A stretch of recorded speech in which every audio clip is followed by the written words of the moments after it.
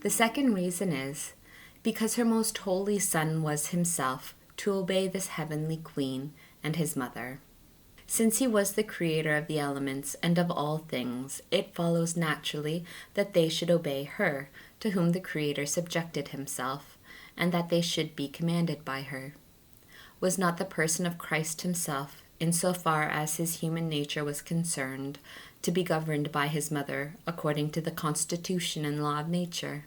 This privilege of sovereignty tended also greatly to enhance the virtues and merits of Most Holy Mary, for thereby that which in ourselves is usually done under constraint and against our will was performed by her freely and meritoriously. This most prudent queen did not use her sovereignty over the elements and the creatures indiscriminately and for her own alleviation and comfort,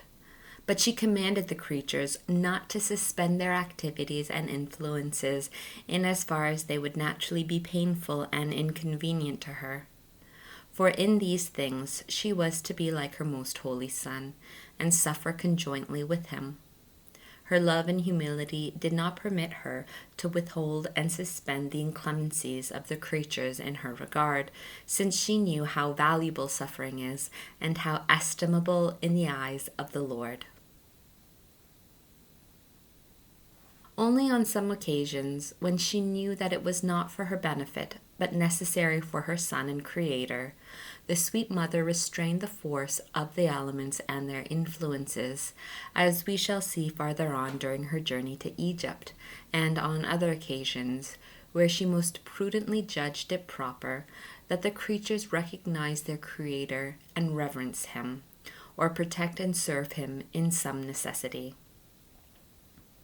What mortal will not marvel at the knowledge of such a new miracle?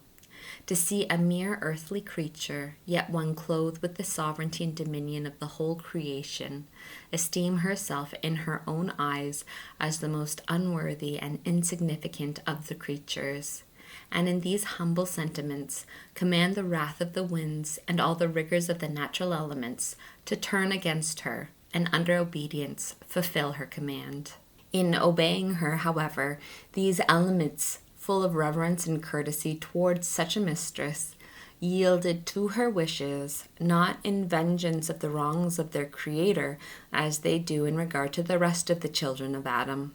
but in order to respect her commands.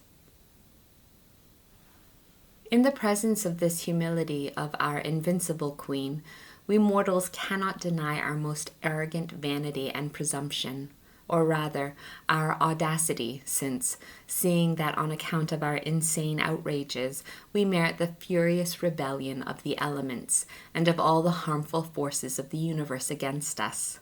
we complain of their rigor as if their molestations were an injury. We deprecate the rigor of the cold. We complain of the exhaustion of heat. All painful things we abhor, and we condemn with all energy these ministers of divine justice, and seek our own comforts and delights, as if they were to last forever, and as if it were not certain that we are only drawing therefrom a heavier punishment of our faults.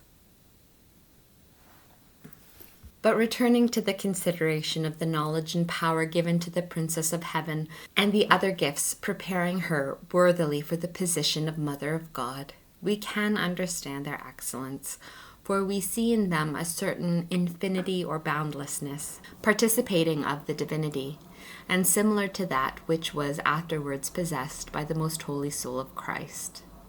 For she not only knew all creatures in God, but comprehended them in such a way as to master them, and at the same time reserve capacity for knowing many others, if there had existed more to be known.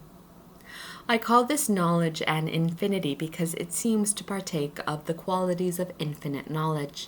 and because in one and the same action of her mind, and without successive advertence, she saw and perceived the number of the heavens, their latitude and profundity, their order, motions, qualities, their matter and form, the elements with all their changes and accidents. All of these she knew at the same time. The only thing the most wise virgin did not know was the immediate end of this knowledge until the moment of her consent and fulfillment of the ineffable mercy of the Most High. She continued during these days her most fervent prayers for the coming of the Messiah, according to the command of the Lord. And he had given her to understand that he would not tarry, as the time destined for his arrival was at hand.